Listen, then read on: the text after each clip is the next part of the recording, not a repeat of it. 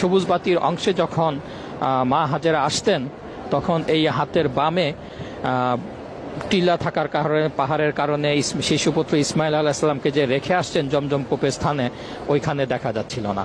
তখন তিনি এখানে আসলে এই জায়গাটুকু দৌড়িয়ে পার হতেন। তাই বর্তমানে পুরুষ হজযাত্রীগণ এই জায়গাটিকে দৌড়িয়ে পার হন, আর মহিলারা মা হাজেরার সেই ত্যাগের বিনিময়ে আল্লাহ পাক সেটা পরিত্রাণ দিয়েছেন। এখন মহিলাগণ নর্মালি স্বাভাবিকভাবে হেঁটে পার হন, আর পুরুষ হজযাত্রীগণ দৌড়ে পার হন।